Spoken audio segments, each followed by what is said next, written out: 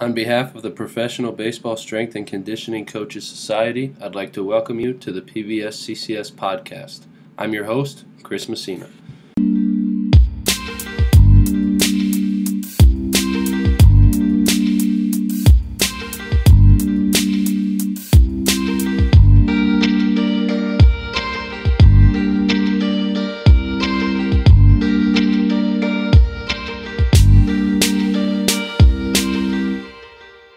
I'm here with Adam Vish of the Pittsburgh Pirates organization. Adam, thanks for coming on, man. Appreciate your time. Tell the listeners about yourself, if you would, please. Yeah, thank you, Chris. And let me start by saying that this podcast is awesome. So big fan of it. Follow it along. Some good stuff on here. So just thank you for doing what you're doing for the organization. It's awesome. Thank you. Yeah, but like you said, I'm with the Pittsburgh Pirates at the major league level. It's going to be my first year with the Pirates, first year at the major league level. My 11th year overall in baseball.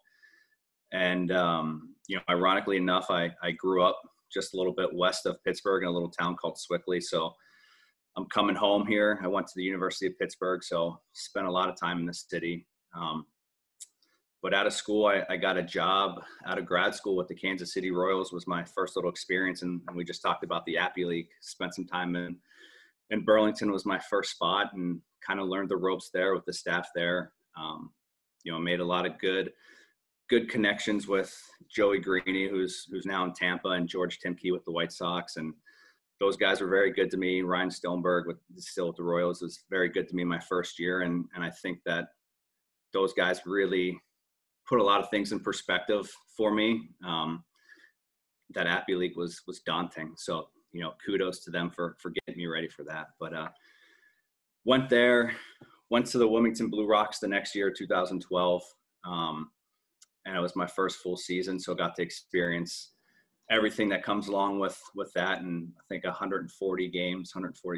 So, got my feet wet with all that entailed. And those were both seasonal part-time jobs for me. And, the end of that year, my coordinator at the time, he got wind of a job opening with the San Francisco Giants. And he was like, hey man, it's a full-time gig, the insurance, everything like that, you have to put your hat in there. You have to go for it. So, I really respected his opinion. So that's what I did. And I went for it and I ended up getting that job in 2013 and just went up through the system with the Giants. And, most recently with them, I was the assistant coordinator in 2017 and the strength conditioning coordinator for 19, 20. Yeah, my years are all running together. So coordinator with them in 2019, 2020 during the little shutdown, the pandemic last season. And then, this opportunity came up and it was a chance for me to come back home in a sense. And, my coordinators at the time or the, big league guy at the time, the medical director were all for it and were very open to allowing me to pursue it. And, big thanks to them because without that, then, I wouldn't be here. So came back home, left Scottsdale and drove back to snowy Pennsylvania in December and shoveled a driveway for the first time in like 6-7 years. So got right back into it. Yeah, I was going to say you're back in the cold weather now. But first and foremost, congrats on the new gig. That's awesome. Super excited for you. Obviously, you've been around in baseball for a while. So to be able to work up the ranks and then finally get to the big leagues and to be back home, I'm sure you're super excited. So congrats on that. And then you bring up the Appy League. And I always like to kick these off with a best pro baseball story. Maybe it's an Appy League story. Maybe it's not. But give me your best story or best memory that you have. No, you know what? The Appy League, we called it the Applebee's League because every hotel had an Applebee's by it. So if you ask me what's on the Applebee's menu, I can probably tell you everything on that menu that you can get. A best story, I don't know if I have one that sticks out. I think there's a lot of things that happen over the course of time that kind of stay with you.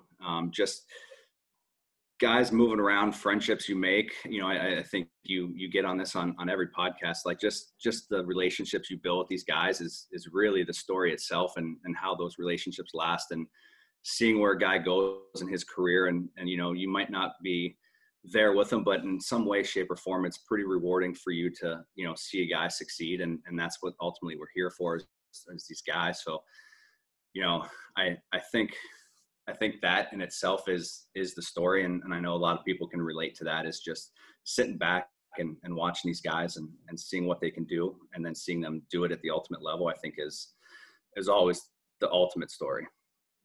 Yeah, even talking off camera, we were talking about a guy that I had in rookie ball who's in the big leagues with you now, and just being able to see him even from afar and keep in contact and just, hey, saw you pitched well the other day, nice job, or, him texting me or whatever. It's cool to build those relationships with guys and see them grow up. And for me, I love seeing them in their natural environment, right? Just playing the game, like watching them play, sit back and just see how they react to adversity, or see them celebrate when they get a big hit or something. It's just really cool to see them in their natural environment and grow up right in front of you over the years. Yeah, because for us, we know what each level is like, right? We know what that Appy League's like, and what it's like at that major league level, and seeing those guys come through each of those stages and learn something about themselves, or learn something about how they can better prepare themselves, or how they can go about a situation on field better, and knowing that in some way, shape, or form you might have had just the smallest impact on it, I think is the most rewarding thing. I agree 100%. 100%. It's a really cool part of the job. It's just seeing them grow up, helping them just a little bit, and then watching them struggle a little bit, and then they come to you, and then you give them something else, and like, oh, that's good. And then they keep moving up, and they keep facing challenges, and they keep succeeding at those challenges. And then, like you said, before you know it, they're in the big leagues. They're living that big league lifestyle, and, all that hard work that they've put in is worth it for them. Yeah. So what do you believe in within strength and conditioning that others think you are crazy for believing? Nothing, right? I think that's the craziest thing. I think there's a time and place for everything. It's a matter of having that tool belt and that toolbox, whatever you want to call it, right? There's always something. There's always something you could pull from, and you might say that, that's crazy, but it's just crazy enough that it might just work. So I think being very open to things somebody else might think is crazy is, it's just doing your job, right? Being able to pull from, whatever seminar you went to, whatever book you read, whatever it might be, to say, what, I might have something for this that might be a little bit crazy, but it might actually work.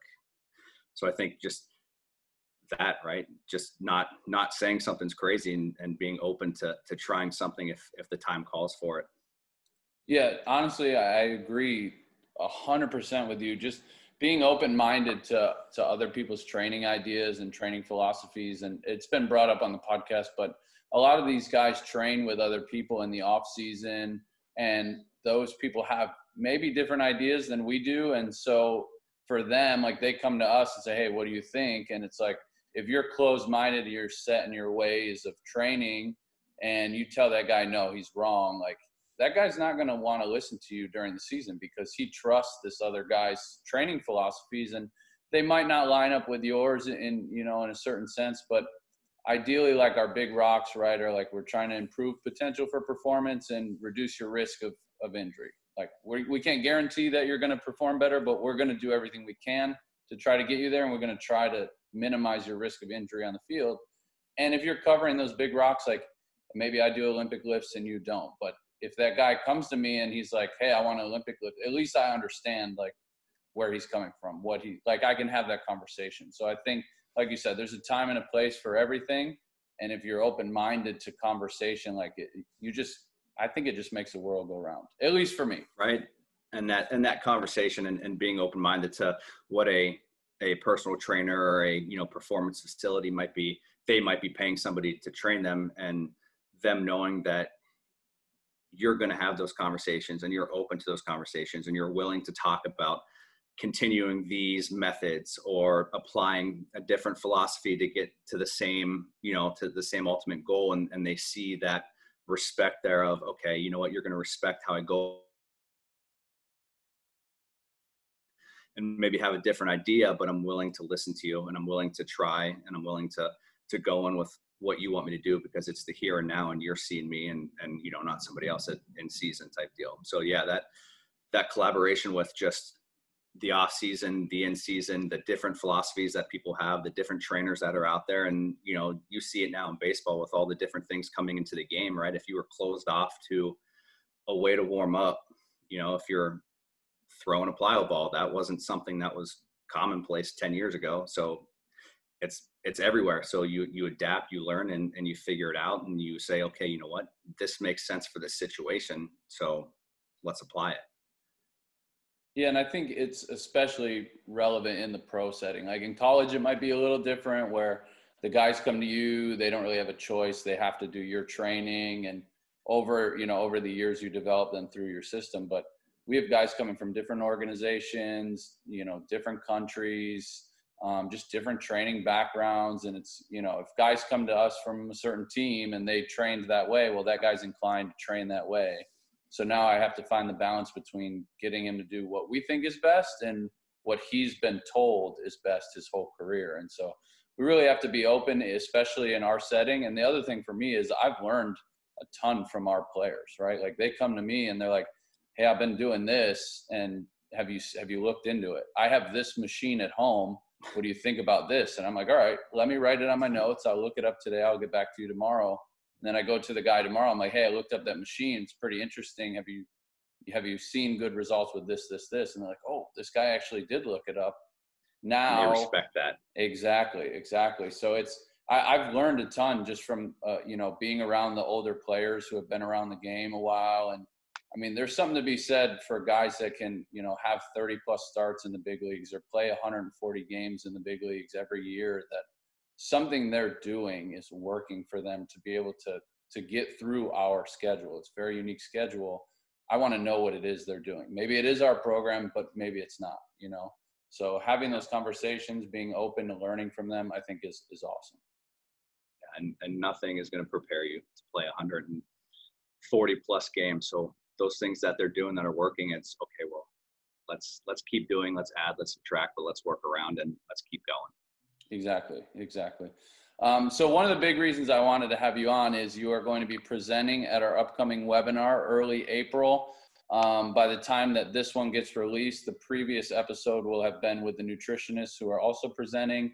If anybody missed it, the name is The Importance of Nutrition, Strength, and Mental Health in Sports. It's on April 10th. It's only $25. We got a great lineup.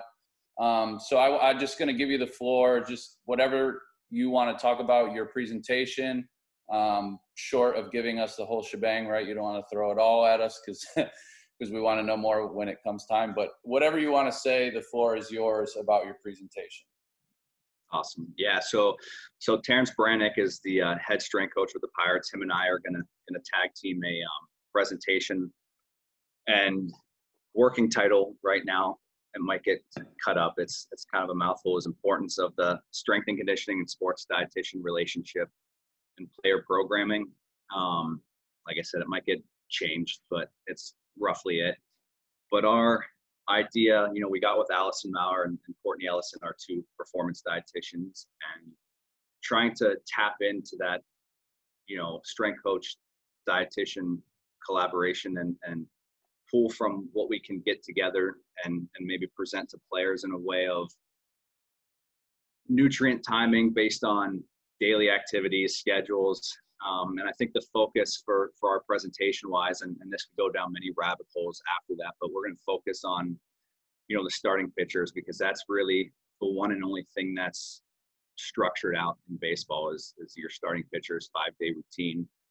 And working with those two and Terrence and I putting together what that routine looks like on paper, what, say, conditioning, lifting philosophies we're going to, you know, implement with the specific people, and what metabolic pathways we're going to tap into, and then really focusing in on how we can fuel them properly for the day, and then not just fuel them for the day, but post-activity fuel them optimally for what they just did. You know, whether it was an aerobic day and a lactate day, a heavy lift day, a bullpen day, and taking into account all the activity these guys are doing for us, and really focusing in on how we can fuel these guys the best, and then also provide them with the most necessary nutrients in their diet.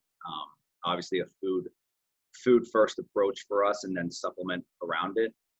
But I think that's one of the things that hasn't really been tapped into, at least in my experience, was really getting in there with specifics of a schedule and specifics with events, and really honing in on what they should be eating, what they should be consuming, what they should be doing for recovery at a more detailed approach versus just, carbs, proteins, whatever the case may be. And, the dietitian and fueling performance for me has come a long way since I started in Burlington, right? It was, me and our trainer going out buying as much as we could with $140 to last a 7-day road trip. So that was a lot of peanut butter, jelly, and bananas. So, fast forward 10 years and organizations have spent a whole lot of money on the performance side. So, really trying to get ingrained with them and collaborate with them on how we can optimally get these guys what they need for that given day based on their schedule. And then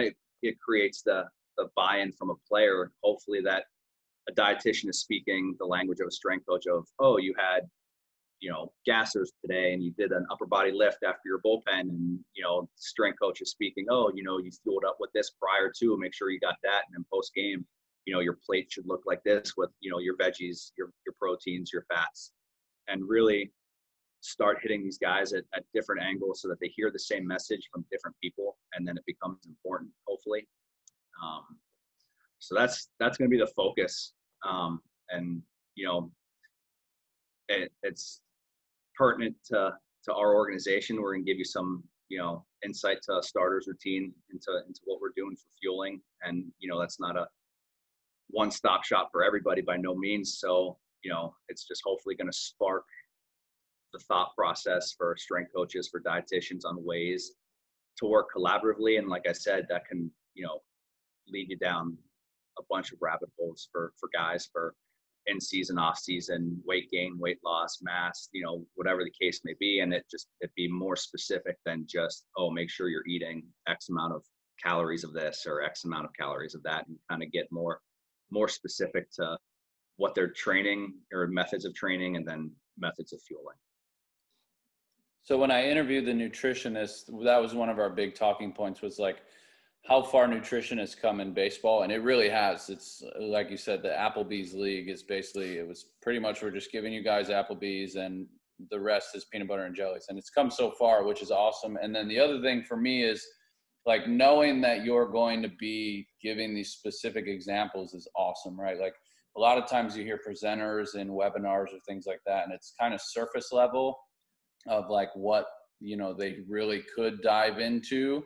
And it sounds like you guys are going to dive in pretty good. And just knowing Allison from the previous conversation I had and some of her ideas and things like that, like I think it's going to be a really, really awesome collaboration. And I said it on the last episode, I'm going to say it here, like if you can't afford the $25 for the amount of like value that's coming out of this, and there's CEUs available also for strength coaches who are, I must have CEUs for my webinar. Like this is one of those ones that's going to be really great because of the collaboration aspect. And basically it's that performance team, right? Like it's not just strength coaches talking to strength coaches here. It's nutritionists talking to strength coaches, talking to baseball coaches, talking to high school players. And it's just general good information for everybody to take. And then, like you said, you're diving even a little bit deeper and a little further to hopefully stir up more conversation afterwards. So I love that. I really do. I'm really excited for it.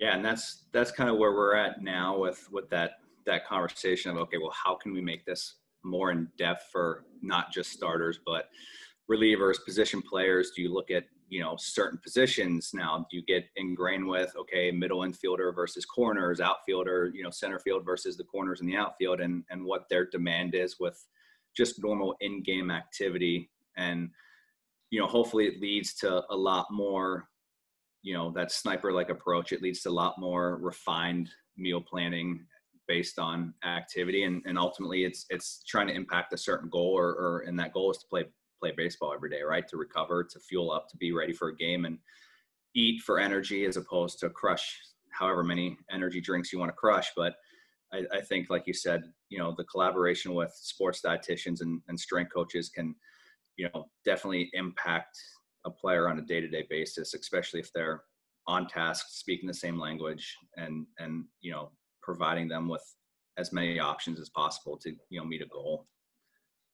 Yeah, like I said, I'm really excited for it. Hearing the nutritionist speak on the previous podcast episode, I'm excited to hear all of them, and just this whole collaboration, this whole group, I think is going to be great for the PBSCCS, for the CPSDA, and for all the listeners as well. So really looking forward to it. And again, if anybody is going to sign up, it's on our website, baseballstrength.org, under the events tab. It's only $25. It's on April 10th. So anything that you want to end with before we progress here? Anything that we didn't cover presentation?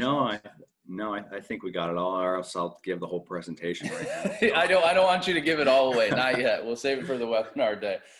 So we'll move on then. So what makes a strength and conditioning coach successful in your mind? Maybe just in general, and then more specifically in professional baseball.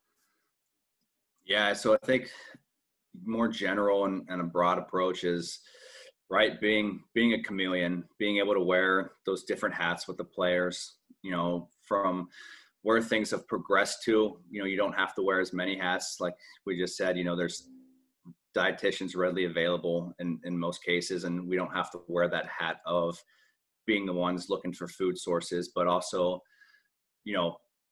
being in the know and still being able to answer questions on nutrition. Because, guys are coming to us all the time with things, or, being able to talk to a guy, life hits you, and guys lean on you to talk and to kind of get out what they're feeling. So I guess being able to dissect different parts of just the player in general and be there for them. I think that, we can have an impact, not just on how they play, but how they are mentally, which is huge in this day and age with guys. So just being open to everything when a guy comes up to you, I think is huge. And being able to relate to these guys for whatever the case is always going to help these guys out. And it's going to give you kind of that sense of, you're doing something, not just as being a strength coach, but being there for the whole player and not just a part of the player.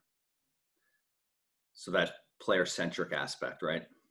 And then how about specifically in baseball? Any like secrets or tricks of the trade, I should say, that you got for us? I think, that collaboration with your other strength coaches, with your medical staff and with the field staff, feeling that you're able to be empowered to be a leader, or to, be a leader within your staff, or be a leader whenever you're having a conversation with somebody. I think that goes a long way in how somebody develops, especially a young coach. And, usually guys, their first couple of years, not necessarily lack the confidence, but, they feel like they can't chime into a conversation. I think for a young coach, you shouldn't have to feel that your, opinion not necessarily matters, but you shouldn't voice it. I think having that thought of, your thoughts, your opinions are going to matter for something. And if you never, get it out there, then you'll never know. But just having a sense of being empowered to speak up and lend, whatever it might be, tidbit to a conversation will go a long way. And just that self-confidence. And then ultimately, that development that they're going through as a coach themselves, it'll springboard from there, and building that confidence up, I think is huge. So I know, being in the coordinator role for a couple of years, the staff that I had in place, and you've had most of them on this podcast already. I think that, I hope that I let those guys speak their mind whenever, and hope that I let them lead amongst the staff and amongst themselves, because that was ultimately going to help in their development. So I think more specifically, just having that sense of that you can and probably should, try and be a leader, try and, give your opinions on things. And, if it's not the way your boss or somebody wants to go, it's not a big deal. It's okay. Well, maybe the next one. So. Yeah, for me, like seeing both sides of that coin, right? Like if you're in the leadership role, like all the good leaders I've been around have been like, hey, we hired you for a reason. Don't be afraid to voice your opinion. We may not agree. We may not implement what you want or what you think is best, because we have a system in place. But at the same time, like, we hired you because we think you're good. Like, say something. Like, if something comes up and you're thinking it, don't be afraid. And then, the other way is like being able to be in those leadership roles. Like I've been in every place I've been, they're just like, all right, go ahead, lead the group. All right, you're in charge today. Like, lead the other strength coaches. Tell them where they need to be, how to do this. Like, you're in charge of the lift today. Like, get the guys through it, make it smooth. Like, just having those opportunities to be leaders in a small area. Once you move up, like, you'll feel more comfortable speaking in front of big groups. You'll feel more comfortable around the players and like making adjustments on the fly. And obviously we know the guys give us a hard time sometimes, and you'll learn just to not take it personally, right? Like, they're just trying to mess with you. And like, there's both sides there, right? It's like, I like what you're saying is like, if you're this young coach, do this. If you're the older coach who's in charge, let your young coaches do this, give them the opportunity. So kind of just building on that, do you have any additional advice for others in the field, whether it be that young coach we're talking about or that older coach that's been around a while? Yeah, I think for that young coach, like you said, don't take it personal. Like, if, like you alluded to, like, the players are going to rag on you, never take it personal. But like you said, like, if your idea isn't the way something goes, like, don't take it personal.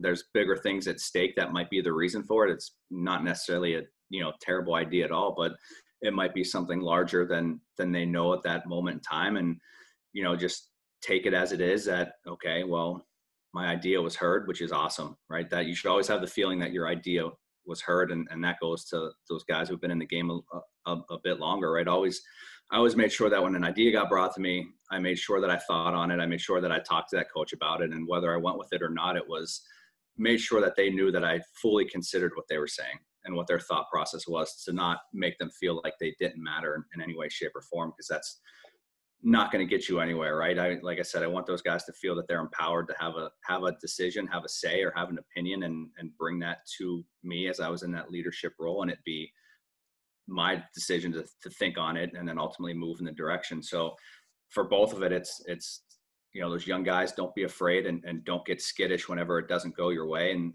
for those older guys that have been in that leadership position, it's always making them feel like their opinions matter. And, if it doesn't go their way, then that's okay. But make sure that they know that it was thought on, and keep grooming that coach to develop and learn.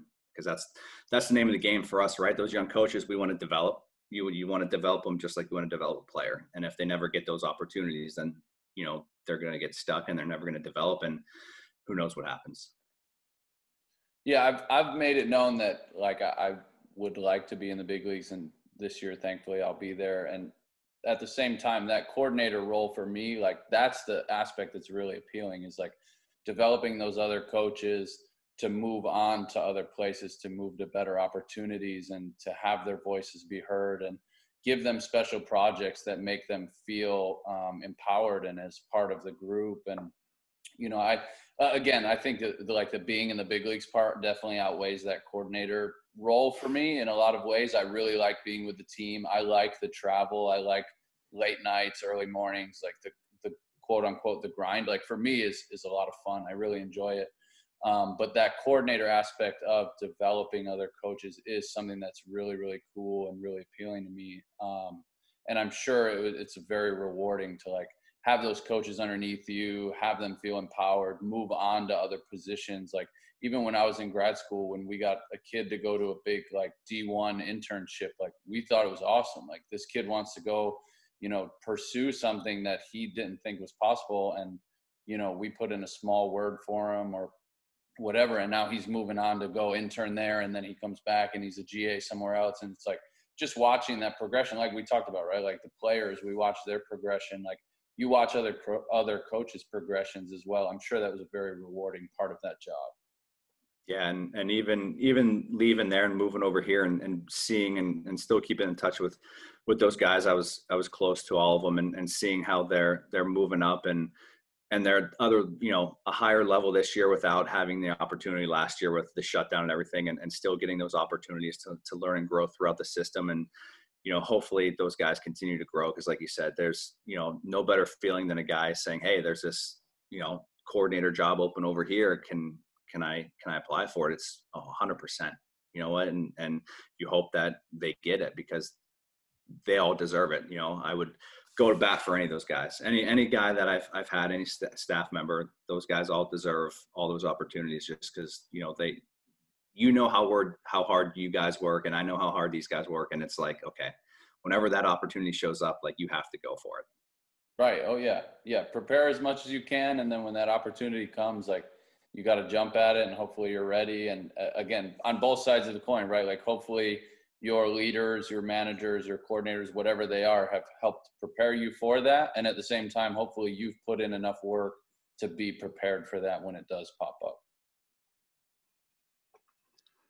But talk to me about continuing ed, books you're reading, seminars you're attending in our non-existent off seasons, podcasts you're listening to. Just where are you going for continuing ed, and maybe some recommendations for us?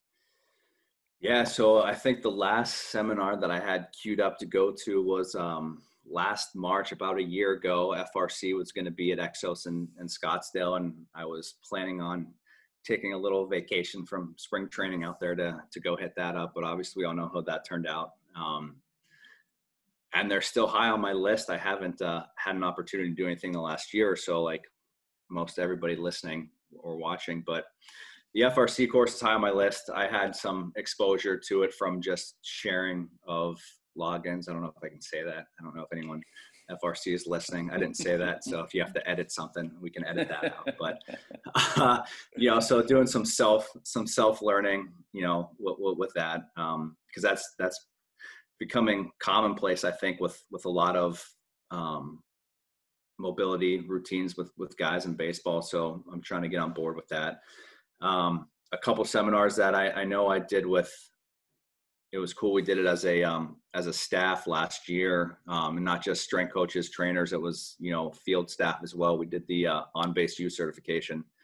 So being able to take that with hitting coaches and pitching coaches, managers, things like that was pretty cool. Because then, you open up those conversations, and a lot of things come back to the weight room and the training room, and a lot more conversations were had with, how can we look at this? How can we look at that? And now all of a sudden you have hitting coaches and pitching coaches and strength coaches and trainers all speaking the same language. So I know the OBU certification was pretty good, especially if you can have a larger, broader staff do it together, build some of that, collaboration and those relationships with hitting coaches, pitching coaches. But as far as seminars, I know their TPI, Titleist Performance seminar, was pretty good. I took that a couple years ago. So just looking at, obviously geared towards golf, and I'm a terrible golfer, and it didn't help my swing at all.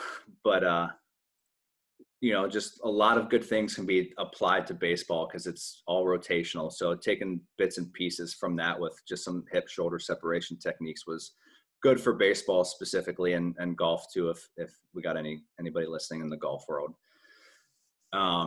Books. I honestly, I brought 3 books to Florida with me whenever I flew down here, because I knew I was going to have to quarantine for a couple of days before spring training started. And I brought down, what I'm staring at right now, I brought down Legacy, I brought Start With Why, and I brought Turn the Ship Around.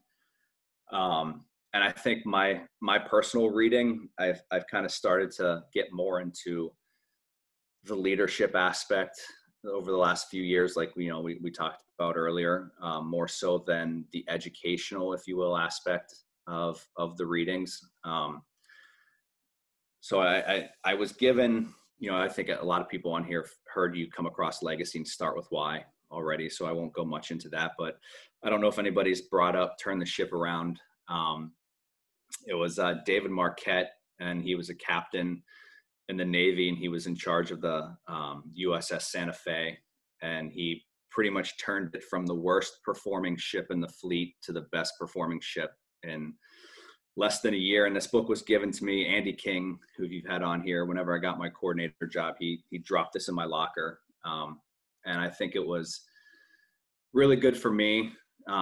Just, again, it kind of goes over, do you want to be a, leader type guy, or do you want to be a leader who has a bunch of followers? And that goes to empowering these coaches to be their own leader and to give them a voice. And that leader aspect is what they really hit on, and how he empowered the fleet to have their opinions, say their opinions. Don't be afraid of what the final outcome will be, but know that, they need to be a leader in their own right. And the only way for this to work smoothly and for us to be successful is for everybody to take some sort of leadership responsibility.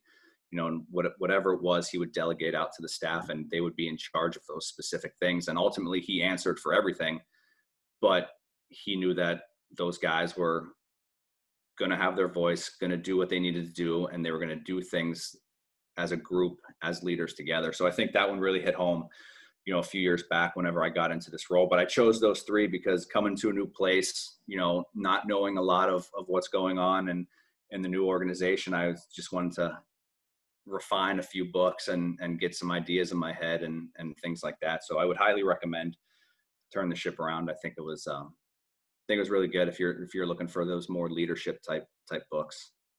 So podcasts, obviously this one, Pacey Performance. I'm a big Pacey Performance if you can get past the hard accent at times, which I love. The Coach Glass podcast, Dan Glass's Titleist Performance, and it's a lot of golf background again, but you'll get some good things out of there. Brett Bartholomew's Art of Coaching has always been a good one, and I don't know if they still do it anymore. The Central Virginia Sports Performance Podcast. I think they're done with that, but I know they got a lot of good stuff if you're looking through their archives. And then usually if I'm going podcast, I'm kind of zoning out of baseball or zoning out of performance. I'm a big hockey fan, so Spittin' Chicklets is kind of where I go to kind of disconnect from usually anything serious. So Spittin' Chicklets, if you're a hockey fan, I'll throw that one out there. But other than that, that's really it. I know there was I'm not a big Joe Rogan guy, but I know 2-3 years back, there was a Joe Rogan, David Goggins podcast. That was phenomenal. It was probably like a 2.5 hour, 3 hour podcast of just David Goggins. And I know he's got a book out now. I haven't picked it up yet, but that's on my list. So I have many things, but I'm going to start with, are you a Penguins fan? Oh, yes. Oh, yes, my I am. Goodness. I am a Penguins fan. We'll talk about this another time. I'm a Penguins fan, and I've had some good experiences. I know those 2 years in AAA when they went back to back. That first year I was in Sacramento playing the San Jose Sharks. I was walking around Sacramento, probably the only person in the Bay-ish area with a Pittsburgh Penguins anything on, and got some looks, got some comments. And then the second year of that back-to-back when they played Nashville, we just happened to be in Nashville, and again had my Penguin jersey in Nashville and got a whole lot of looks and a whole lot of comments, but turned out luck in my favor. So yeah, I'm sure you just happened to have your jersey with you for that. I just happened to have it. So I'm a Flyers fan, so we're I thought we were going to be friends, but maybe not. Yeah, on everything except hockey.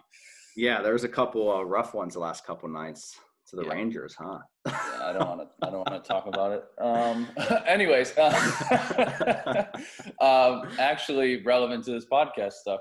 So the Turn the Ship Around, I wrote that down. I circled it. It sounds like a really good book, and it's one that hasn't been brought up. So thank you for bringing that one up. Obviously, thank you for the support of this podcast. And then the FRC stuff, I would strongly recommend. It goes back to like us talking about guys coming with different training ideas from their off seasons, and FRC is starting to make its way into baseball pretty heavily. I took the course out at the Rockies place a couple of off seasons ago, and it was very well worth it. And I've been trying to introduce some of our staff members to it as well here, just because of how prevalent it's becoming. So other than your guided self-study there, I would strongly recommend taking the actual course and getting your own login for it. It is very good, and it's honestly it's really good. It's really worth your time. Okay, yeah, I don't know what the deal is. I don't know when it's going to be safe to go to a seminar anymore. So that's kind of like that's one of the things, like, is that something you can do online? And if they've started it, it's like, do you really want to just do it online without the hands-on practical aspect of it? So that's kind of like going to be like the hang up here for however long, this stuff happens. Or this I've seen they're doing it online, and I don't know if it would be the same as the in-person. Like, I'm sure they still show you the exercises and all that stuff, but really just being there in the environment. And the cool thing for me when I did it was all professional baseball organizations. So all the questions were kind of geared toward our schedule specifically, and our travel, and how we would make adjustments to training and things like that. So it was well worth it. And whether it's this coming off season or the next off season or the one after that, like whenever it's go time to go back to seminars, I would keep that at the top of your list for sure. Okay. Yeah, that's been there. It's just been that too. Trying to find time in season. There's never any time, and it's always the time they're the closest and the least travel. It's like, oh yeah, I got games, got this, got that. And it was like, oh, perfect timing. The end of spring training, take a quick little weekend vacation from spring training and go see a seminar, and everything gets shut down. So that was my fault for wishful thinking that I was going to do something else during spring training one time. Yeah. Speaking of spring training, I don't want to keep you too long. Obviously, our free time in spring training is very precious. I do want to go through a lightning round if you have time, but that's totally up to you. Yeah. Let's do it. All right. 4 questions, as long or as short answers as you want to give. First one, who is your biggest influence in the field of strength and conditioning? Yeah, I think I got to think back on the last 10 years, 11 now in baseball, and really who's been there, or the group of people who's been there to help guide me to where I am today. And, like I said, Ryan Stoneberg gave me my start in Kansas City, and then Jeff Head and Brad Lawson with the Giants, and that whole staff I had. Like I said, you had all of them on your podcast: Andy King, Mark Spadavecchia, Joe Palazzolo, all those guys, Sergio Rojas. I think just the group, right? The group of people who you've been around the longest and helped influence how you've developed as a coach, and ultimately get to where you want to be. So I think, the whole group has been an influence to me and has impacted me in some way, shape, or form to get me to where I am. And, obviously those relationships you have with those guys is personal and professional. And at both ends, I know that, I can always connect with those guys and have a conversation with. So those guys for sure, just the group of people have got me to where I am. Have to go with the group approach there. One piece of equipment to train with, what would it be? Barbell. It's simplistic and versatile. Going with the barbell. Biggest accomplishment professionally and or personally? I'm going to go the personal route. My family, my wife. I got about to be a 4-year-old in about 10 days from now. So, and then I got a 4-month-old daughter. So just the family. My wife has been with me since I started in baseball. So she's been through all of it. She's pretty much seen everything that we've seen from, day one. So I know it's been as much as a struggle for her as it has for me at those early stages. So definitely, my wife and family has been huge. And then, professionally, being at the major league level is awesome. You work for it and you get there. But I think everything that happened in between there was, just as big of an accomplishment as this is. All those stepping stones to get to where you are, all those, learning opportunities and all those, rights and wrongs to get you there. I think that, the whole picture is a big accomplishment. Last one from me. Any career other than strength and conditioning, what would you choose? Chef. I love to cook. Chef, really? I love to cook, and I'm stuck in a hotel for the last month and got another 2 weeks left. So it's kind of eating me up a little bit.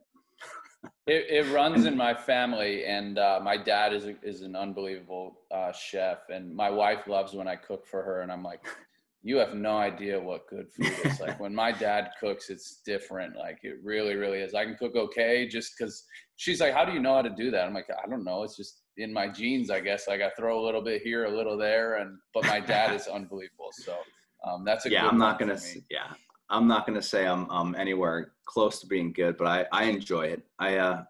obviously during the shutdown last summer and not being able to do much, my wife was still able to work because she's in healthcare. So, I would cook dinner. I know that was, I love breakfast and dinner. If I'm cooking one, I mean, I love doing the breakfast, but a nice chicken parm is usually my go-to at dinner. I think good chicken parm is on point with some pasta and some wine. So I know she enjoys it, but I know it's not that good. Adam, it's been awesome, minus the Penguins stuff. If the listeners want to get in touch with you, where can we get more? Is social media the best place, or is there an easier spot? I mean, I'm on social media.